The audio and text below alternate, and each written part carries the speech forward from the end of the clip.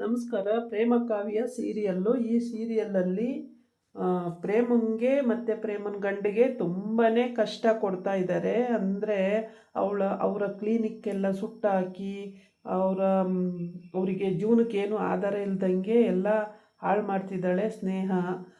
ಅಂದರೆ ಅವನ ಮೇಲೆ ಪ್ರೀತಿ ಅಷ್ಟು ಬೆಟ್ಟದಷ್ಟು ಪ್ರೀತಿ ಇಟ್ಕೊಂಡು ಹುಚ್ಚು ಪ್ರೀತಿ ಅನ್ನಬೇಕು, ಬೆಟ್ಟದಷ್ಟು ಅನ್ನಬಾರ್ದು, ಹುಚ್ಚು ಪ್ರೀತಿ. ಇಲ್ಲಿ ಅವನು ಕ್ಲಿನಿಕ್ಕಲ್ಲಿ ಏನೇನು ಟ್ರೀಟ್ಮೆಂಟು ಯಾರ್ಯಾರಿಗೆ ಒಳ್ಳೊಳ್ಳೆ ಟ್ರೀಟ್ಮೆಂಟ್ ಕೊಟ್ಟಿದ್ನೋ ಪಾಪ ಅವರೆಲ್ಲ ಇವತ್ತು ಡಾಕ್ಟ್ರು ಬೀದಿಗೆ ಬಂದುಬಿಟ್ಟಿದ್ದಾರೆ ಅಂತೇಳ್ಬಿಟ್ಟು ಎಲ್ಲರೂ ಅವ್ರ ಕೈಲಾದಷ್ಟು ದುಡ್ಡು ಕೊಡ್ತಿದ್ದಾರೆ. ಬಂದು ಕ್ಲಿನಿಕ್ಕೆಲ್ಲ ಸುಟ್ಟು ಹೋಗಿದೆಯಲ್ಲ ಅಂತೇಳ್ಬಿಟ್ಟು, ಡಾಕ್ಟರ್ ನೀವೇನು ಯೋಚನೆ ಮಾಡಬೇಡಿ, ನಮ್ಮ ಹತ್ರ ನಾವಿರೋವರೆಗೂ ನಮ್ಮಲ್ಲೇ ಹಂಚ್ಕೊಂಡು ತಿನ್ನೋಣ, ನೀವೇನು ಯೋಚನೆ ಮಾಡೋಕ್ಕೋಗಬೇಡಿ ಡಾಕ್ಟ್ರೆ ಅಂತ ಹೇಳ್ಬಿಟ್ಟು ಕೈ ತುಂಬ ದುಡ್ಡು ಕೊಟ್ಟು ಹೋಗ್ತಾಯಿದ್ದಾರೆ. ಅವ್ರ ಕೈಯಲ್ಲಿ ಎಷ್ಟೆಷ್ಟಿದೆಯೋ ಅಷ್ಟಷ್ಟು. ಆಮೇಲೆ ಇವರು ಎಲ್ಲೋ ಒಂದು ಚಿಕ್ಕದು ಮನೆ ಮಾಡ್ಕೊಂಡಿದ್ದಾರೆ. ಮನೆಯಿಂದ ಆಚೆ ಹಾಕ್ಬಿಟ್ಟಿದ್ದಾಳೆ ಅವ್ರ ದೊಡ್ಡಮ್ಮ. ಈ ಕಡೆ ಬಂದು ಕಾವ್ಯ ಫ್ರೆಂಡಿಗೆ ಕೇಳ್ತಾ ಇರ್ತಾಳೆ, ಅಲ್ಲ ಕಣೆ ನಾನು ಮಲಗಿರುವಾಗ ಥ್ಯಾಂಕ್ಸ್ ಕಣೆ ನನಗೆ ಔಷಧಿ ಹಚ್ಚಿ ಹೋಗಿದೆಯಲ್ಲ ಅಂತೇಳ್ಬಿಟ್ಟು, ಇಲ್ಲಪ್ಪ ನಾನು ಹಚ್ಚಿಲ್ಲ, ನಾನೇ ಬಂದೇ ಇಲ್ಲ, ನಾನು ಹಚ್ಚೇ ಇಲ್ಲ, ಎಲ್ಲ ಮಹಾದೇವನ ಕೃಪೆ ಅಂತ ಅಂತಾಳೆ. ಆ ಮಹಾದೇವನ ಹೆಸರು ಎತ್ತಬೇಡ ನೀನು, ನನಗೆ ಮೈಯೆಲ್ಲ ಉರಿದೋಗುತ್ತೆ ಅಂತಾಳೆ. ಆದರೆ ಆವಾಗ ಹಚ್ಚಿ ಅವನು ಆಚೆ ಇನ್ನೂ ಹೋಗಿರಲಿಲ್ಲ. ಅಷ್ಟೊತ್ತಿಗೆ ಅವಳು ಬಾತ್ರೂಮಿಂದ ಫ್ರೆಂಡ್ ಆಚೆ ಬರ್ತಾಳೆ. ಆಚೆ ಬಂದಾಗ ಮಹಾದೇವನ ನೋಡಿರ್ತಾಳೆ. ನೋಡಿ ಮಹಾದೇವ ಕಣ್ಣು ಸೊನ್ನೆ ಮಾಡಿ, ಸಾರಿ ನಾನು ಆಯಿಂಟ್ಮೆಂಟ್ ಕೈ ಏಟಾಗಿತ್ತು, ಆಯಿಂಟ್ಮೆಂಟ್ ಹಚ್ಚೋಕ್ಕೆ ಅಂತ ಬಂದೆ, ಹಚ್ಚಿದ್ದೀನಿ ಅಂತ ಎಲ್ಲ ಹೇಳಿ ಫ್ಯಾನ್ ಹಾಕಿ ಆಯಿಂಟ್ಮೆಂಟ್ ಹಚ್ಚಿ ಎಲ್ಲ ಮಾಡೋಗಿರ್ತಾನೆ.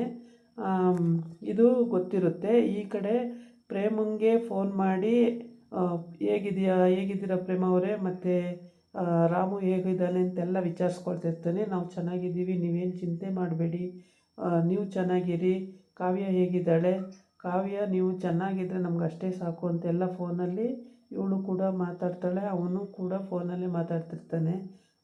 ಅದಾಗುತ್ತೆ ಬಿಡಿ, ಯಾವತ್ತಿದ್ರೂ ಅವಳು ನನ್ನವಳೇ, ಏನಾಗಲ್ಲ, ಕಾವ್ಯ ಚೆನ್ನಾಗಿದ್ದಾಳೆ ಅಂತೆಲ್ಲ ಹೇಳ್ತಾನೆ. ಇವಳು ಪ್ರೇಮನು ಕೂಡ ಹೌದು ಅಂತೇಳ್ಬಿಟ್ಟು ಎಲ್ಲ ಹೇಳ್ತಾಳೆ. ಆಮೇಲೆ ಇವರು ವಾರ್ಡ್ರನ್ನು ಅಂದರೆ ಓನರು ಬಂದುಬಿಟ್ಟು ಸೆಕ್ಯೂರಿಟಿ ಕೇಳ್ತಾನೆ, ನಾನು ಇವತ್ತು ನನ್ನ ಮೊಮ್ಮಗಳು ಮದುವೆ ಇದೆ, ಹೋಗಲೇಬೇಕು ಸ್ವಾಮಿ, ನನಗೆ ರಜಾ ಕೊಡಿ ಅಂತ ಕೇಳ್ತಾನೆ. ಆವಾಗ ಕೊಟ್ಟರೆ ಏನು ಮಾಡೋಣ, ಇಲ್ಲಿ ಹಾಸ್ಟ್ಲ್ ಹತ್ರ ಇರೋರು ಯಾರು, ಕೊಡೋಕ್ಕಾಗಲ್ಲ, ನೀನು ಇರಲೇಬೇಕು, ಕೊಡಲ್ಲ ಅಂತ ಹೇಳ್ಬಿಡ್ತಾನೆ. ಆವಾಗ ಇಲ್ಲ ಸ್ವಾಮಿ, ನನಗೆ ಬೇಕೇ ಬೇಕು, ಇರೋಳು ಮೊಮ್ಮಗಳು ಒಬ್ಬಳೇ, ಅವಳು ಮದುವೆ ನೋಡಲೇಬೇಕು, ಹೋಗಿಲ್ಲ ಅಂದರೆ ತಪ್ಪು ತಿಳ್ಕೊಂತಾರೆ, ನನಗೆ ಬೇಕೇ ಬೇಕು ಅಂತ ಅವನು ಹೇಳ್ತಾನೆ. ಆವಾಗ ಇವರು ಓನರ್ ಕೊಡೋಕ್ಕಾಗೋದೇ ಇಲ್ಲ, ಹಾಸ್ಟ್ಲ್ ಓನರ್ ಕೊಡೋಕ್ಕಾಗಲ್ಲ ಅಂತ ಹೇಳ್ತಾರೆ. ಆವಾಗ ಈ ಕಾವ್ಯನ ಗಂಡ ಏನು ಮಾಡ್ತಾನೆ, ಬಿಳಿದು ತಲೆಗೆಲ್ಲ ಬಿಳಿ ಹಾಕ್ಕೊಂಡು, ಟೋಕನ್ ಹಾಕ್ಕೊಂಡು, ಮೀಸೆ ಎಲ್ಲ ಅಂಟಿಸ್ಕೊಂಡು, ಕೋಲು ಇಟ್ಕೊಂಡು, ಹಳೆ ಬಟ್ಟೆ ಹಾಕ್ಕೊಂಡು ಕುಣ್ಕೊಂಡು ಬರ್ತಾನೆ. ಕುಣ್ಕೊಂಡು ಬಂದಾಗ ಕಾವ್ಯ ಮತ್ತು ಕಾವ್ಯನ ಫ್ರೆಂಡು ನೋಡ್ತಾ ಇರ್ತಾರೆ. ಕಾವ್ಯ ಹೇಳ್ತಾಳೆ ಓನರ್ಗೆ, ಕಳಿಸಿ ಸರ್, ಒಂದು ಮೊಮ್ಮಗಳು ಮದುವೆ ಅಂತಾರೆ, ಕಳಿಸಿ ಸರ್ ಅಂತ ಹೇಳ್ತಾಳೆ. ಆದರೆ ಕಳಿಸೋದೇ ಇಲ್ಲ. ನೀನು ಹೋಗಮ್ಮ, ಸುಮ್ಮನೆ ನಿನ್ನ ಕೆಲಸ ಎಷ್ಟಿಷ್ಟ ಅಷ್ಟು ನೋಡೋಗಮ್ಮ, ನೀನು ಬೇರೆ ಇಲ್ಲಿ ಹೇಳಕ್ಕೆ ಬರಬೇಡ, ಕಳ್ಸೋಕ್ಕಾಗಲ್ಲ, ಹಂಗೆಲ್ಲ ಹಾಸ್ಟ್ಲ್ ಹತ್ರ ಯಾರು ಇರ್ತಾರೆ, ಲೇಡೀಸ್ ಹಾಸ್ಟ್ಲು ಇದು ಅಂತ ಎಲ್ಲ ಬೈತಾನೆ. ಅವ್ರು ಸುಮ್ಮನೆ ನೋಡ್ತಾ ಆ ಕಡೆ ನಿಂತಿರ್ತಾರೆ ಇಬ್ಬರೂ. ಕಾವ್ಯನ ಫ್ರೆಂಡು, ಇವನು ಕಾವ್ಯನ ಗಂಡ ಆ ಥರ ಡ್ರೆಸ್ ಮಾಡಿಕೊಂಡು ಕುಣ್ಕೊಂಡು ಬರ್ತಾನೆ. ಬಂದುಬಿಟ್ಟು, ನಾನು ಇರ್ತೀನಿ ಬಿಡೋ, ನೀನೇನಕ್ಕೋ ಚಿಂತೆ ಮಾಡ್ತೀಯ, ನಾನು ನಿನ್ನ ಮೊಮ್ಮಗಳು ಮದುವೆ ಮುಗಿಸ್ಕೊಂಡು ಬಾರೋ, ಅಲ್ಲಿವರೆಗೆ ನಾನು ಇರ್ತೀನಿ ಅಂತ ಹೇಳ್ತಾನೆ.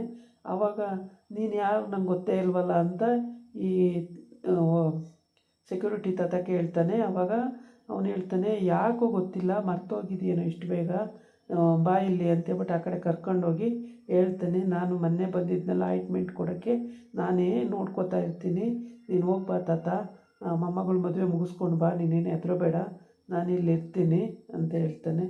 ಏನು ಇದು ವೇಷಭೂಷ ಅಂತಂದರೆ, ನಿನಗೋಸ್ಕರ ನಿನ್ನ ಮೊಮ್ಮಗಳು ಮದುವೆ ನೋಡಬೇಕು ಅಂದಲ್ಲ, ಅದಕ್ಕೋಸ್ಕರ ಇದನ್ನು ಹಾಕ್ಕೊಂಡು ಬಂದಿದ್ದೀನಿ, ನಿನಗೆ ಹೆಲ್ಪ್ ಮಾಡೋಕ್ಕೋಸ್ಕರ, ನೀನು ನನಗೆ ಹೆಲ್ಪ್ ಮಾಡ್ದಲ್ಲ ಅದಕ್ಕೋಸ್ಕರ ನಿನಗೆ ಹೆಲ್ಪ್ ಮಾಡೋಕ್ಕೆ ಅಂತ ಹೇಳ್ತಾನೆ. ಆವಾಗ ಮತ್ತೆ ಇಲ್ಲಿ ಓನರ್ ಹತ್ರ, ಏನರೋ ಅದು ಮಾತು ನಿಮ್ಮದು ಅಂತ ಹೇಳ್ತಾನೆ ಓನರು. ಅವಾಗ ಬಂದುಬಿಟ್ಟು ಹೌದೌದು ದೂರ ಸಂಬಂಧಿ ನನಗೆ ಗೊತ್ತೇ ಇರಲಿಲ್ಲ, ಮರ್ತೇ ಬಿಟ್ಟಿದ್ದೆ, ಹ್ಞೂ ಕಣೋ ಇರೋ ಒಂದು 4 ದಿನ ಅಂತ ಹೇಳ್ತಾನೆ. ಕಾವ್ಯ ಅವನ ಮುಖನೇ ನೋಡ್ತಾಳೆ, ಅಂದಾಜು ಆಗಿರಲ್ಲ ಅನಿಸುತ್ತೆ. ಆಮೇಲೆ ಅವಳು ಆಯಿತು ಅಂತೆ ಎಲ್ಲ ಆಯ್ತಲ್ಲ ಅಂತ ಅವಳ ಫ್ರೆಂಡು ಹಾಸ್ಟೆಲ್ಲಿಗೆ ಹೋಗ್ತಾ ಇರ್ಬೇಕಾದ್ರೆ ಮೆಟ್ಲು ಹತ್ಬೇಕಾದ್ರೆ ಎಡಗಿ ಬೀಳೋಕ್ಕಾಗ್ತಾಳೆ. ಆವಾಗ ಹೋಗ್ಬಿಟ್ಟು ಅವಳ ಗಂಡನೇ ಹಿಡ್ಕೊತಾನೆ. ಹಿಡ್ಕೊಂಡಾಗ ಅವಳಿಗೆ ಗಟ್ಟಿಯಾಗಿ ಹಿಡ್ದಾಗ ಗೊತ್ತಾಗುತ್ತೆ ಇಷ್ಟು ಮುದುಕರಾದರೆ ಇಷ್ಟು ರಫಾಗಿ ಎಲ್ಲಿರುತ್ತೆ ಅಂತೇಳ್ಬಿಟ್ಟು ಮುಖನೇ ನೋಡ್ತಾಳೆ. ನೋಡಿದ್ರೂ ಏನು ಮಾತಾಡಲ್ಲ. ಮತ್ತು ಅವಳಿಗೆ ಇಲ್ಲಿಗೆ ಬಂದಿರೋದು ಚಾನ್ಸೇ ಇಲ್ಲ, ಅವನು ಬಂದೇ ಇಲ್ಲ ಅಂತ ಅಂದ್ಕೊಂಡ್ಬಿಟ್ಟಿದ್ದಾಳೆ. ಹಾಗಾಗಿ ಅವಳಿಗೆ ಅನುಮಾನ ಪಡೋಕ್ಕೆ ಚಾನ್ಸೇ ಇಲ್ದಂಗಾಗಿದೆ. ಆಮೇಲೆ ನೋಡಿಬಿಟ್ಟು ಭಾಳ ಗಟ್ಟಿ ಇದೆಯಾ ಕಣೋ ನೀನು, ಇಷ್ಟೊಂದು ಗಟ್ಟಿ ಹೇಗೆ ಅಂತ ಕೇಳ್ತಾನೆ. ಅದಕ್ಕೆ ಗಟ್ಟಿಮುಟ್ಟಾಗೆ ಇದ್ದೀನಿ ನಾನು ಅಂತ ಹೇಳ್ತಾನೆ. ಈ ಕಡೆ ಬಂದು ರಾಮು ರೇಷನ್ ತಗೊಂಡು ಬರ್ತೀನಿ ಅಂತೇಳ್ಬಿಟ್ಟು ಅವರೆಲ್ಲ ಕೊಟ್ಟಿರ್ತಾರಲ್ಲ ದುಡ್ಡು, ಅದರಲ್ಲಿ ಸ್ವಲ್ಪ ಪ್ರೇಮನ ಹತ್ರ ಕೊಟ್ಬಿಟ್ಟು ಇನ್ನು ಸ್ವಲ್ಪ ತೊಗೊಂಡೋಗಿ ರೇಷನ್ ತೊಗೊಂಡು ಬರ್ತೀನಿ, ಅಕ್ಕಿ ಬೇಳೆ ತರಕಾರಿ ಎಲ್ಲ ತೊಗೊಂಡು ಬರ್ತೀನಿ ಅಂತ ಹೋಗ್ಬಿಟ್ಟು ಇವನು ಅವಳಿಗೆ ಪ್ರೇಮಂಗೆ ಒಂದು ಸೀರೆ ತೊಗೊಂಡು ಬಂದಿದ್ದಾನೆ. ಸೀರೆ ತಗೊಬಂದಾಗ ಪ್ರೇಮಕ್ಕೆ ಸಿಟ್ಟು ಬರುತ್ತೆ. ಅವಳು ಕೂಗಾಡ್ತಾಳೆ, ರೇಷನ್ ತೊಗೊಂಡು ಬಾ ಅಂತಂದರೆ ಸೀರೆ ಎತ್ಕೊಂಡು ಬಂದಿದೆಯಲ್ಲ, ಸೀರೆ ಇಟ್ಕೊಂಡು ಏನು ಮಾಡೋದು ಅಂತೇಳ್ಬಿಟ್ಟು. ಒಂದೇ ಸೀರೆಯಲ್ಲಿ ಇದೆಯಲ್ಲ ಪ್ರೇಮ, ಉಟ್ಟು ಬಟ್ಟೆಯಲ್ಲೇ ಬಂದುಬಿಟ್ಟಿದ್ದೀವಿ ಮನೆಯಿಂದ, ಒಂದೇ ಸೀರೆಯಲ್ಲಿ ಇದೆಯಲ್ಲ, ಅದು ನೋಡಿ ಬೇಜಾರಾಯಿತು, ಅದಕ್ಕೇ ಇನ್ನೊಂದು ಸೀರೆ ತಂದಿದ್ದೀನಿ ನಿನಗೆ ಚೇಂಜ್ ಮಾಡ್ಕೊಳ್ಳೋಕ್ಕೋಸ್ಕರ ಅಂತ. ಈಗ ಅದ್ರ ಅಗತ್ಯ ಇತ್ತೇನೋ, ಒಟ್ಟಿಗೆ ಬೇಡವೇನೋ ಅಂತಾಳೆ. ಅದು ನಿನ್ನ ಹತ್ರ ಕೊಟ್ಟಿದ್ದೀನಲ್ಲ ಕಾಸು, ಅದನ್ನು ಕೊಡು, ಅದನ್ನು ತೊಗೊಂಡೋಗಿ ನಾನು ರೇಷನ್ನೆಲ್ಲ ತೊಗೊಂಡು ಬರ್ತೀನಿ ಅಂತ ಕೇಳ್ತಾನೆ. ಆಮೇಲೆ ಇವಳಿಗೆ ಸಿಟ್ಟು ಬಂದುಬಿಡುತ್ತೆ, ಒಡೆಯರಂಗೆ ಹೋಗ್ತಾಳೆ, ಏನಕ್ಕೆ ಹಿಂಗೆ ಬೈತೀಯಾ ಅಂತೇಳ್ಬಿಟ್ಟು ಸುಮ್ಮನಾಗ್ತಾಳೆ. ಇದಾಗಿತ್ತು ಇವತ್ತಿನ ವೀಡಿಯೋ.